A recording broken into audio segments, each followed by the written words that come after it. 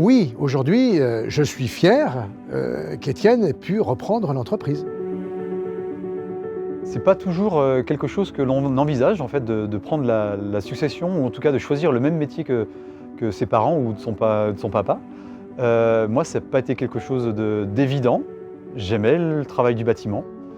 J'aimais le métier que je voyais au sein de l'entreprise de mon papa et c'est quelque chose que j'ai décidé sur le tard et j'étais en troisième quand j'ai décidé en fait que le métier de maçon me plaisait vraiment et j'avais envie de partir travailler dans la maçonnerie.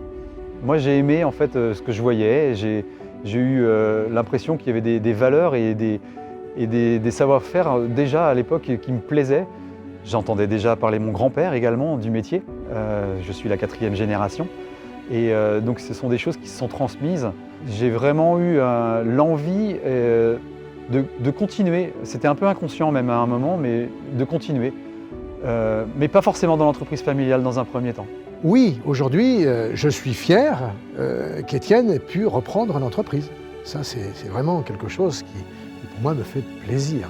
Alors, quand on regarde l'histoire, à chaque transmission, il y a des modifications.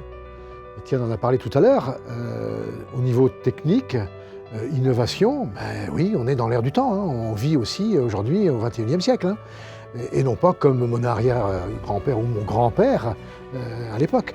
Donc, mon père avait apporté sa petite touche, j'ai apporté la mienne, Étienne apporte la sienne. Et ça, c'est tout à fait normal, puisque, comme je le dis, dans le patrimoine, par exemple, on le construit, notre patrimoine, aujourd'hui, pour demain. C'est ça l'objectif aujourd'hui, c'est de faire en sorte que ce que l'on met, ce que l'on bâtit, puisse durer dans le temps et servir de repère à toutes ces nouvelles générations qui vont arriver, quoi. Il existe une pression, effectivement, quand on reprend une entreprise familiale. Elle n'est pas quotidienne, fort heureusement. Elle est parfois bénéfique, elle nous booste. Elle est parfois un peu plus dure à porter. Il faut faire aussi bien que le père, encore mieux que le grand-père et exceller l'arrière-grand-père.